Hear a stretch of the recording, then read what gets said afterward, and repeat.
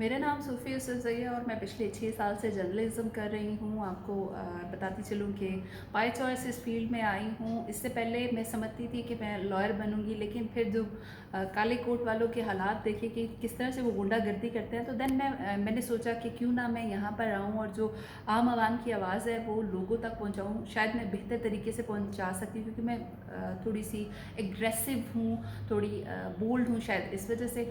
और यहाँ पे आकर भी मैंने ये चीज़ नोट की कि जर्नलिस्ट की जो ज़िंदगी है वो इतनी आसान नहीं है। उसका मेन वजह ये है कि जब आप किसी पॉलिटिशियन के ख़िलाफ़ आप कोई ऑथेंटिक रिपोर्ट देते हैं, तो वो समझता है कि आप बायस से आप किसी और पार्टी के साथ मिल चुके हैं।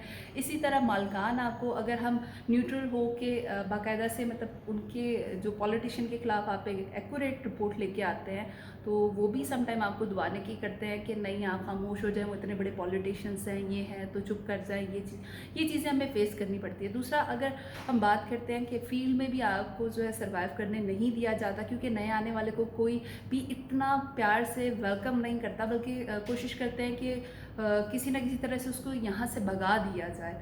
और सेकेंडली आपको ये कहूँगी कि अभी जो मीडिया का बहरान है, अगर हम उसको देखते हैं तो ये अभी कुछ मौजूदा गवर्नमेंट ने भी जो है जो कदगन लगाई है, आप सच हक की बात नहीं कर सकते। आप अगर मतलब उनकी तारीफ़ करते रहें तो सब कुछ ठीक है, उनके फेवर में बोलते रहें ठीक है, अगर नहीं बोलेंगे तो आपको जो है मतलब सुकून से रहने नहीं दिया जाएगा।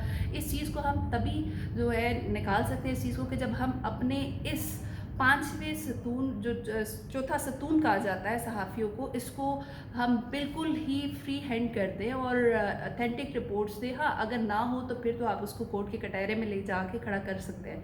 बट मैं यही कहूँगी कि आप अपने मीडिया को इतना स्ट्रॉन्ग करें कि वो आवाज़ बुलंद करें। मेरे ख्याल से तो सब कुछ बेहतर हो जाएगा।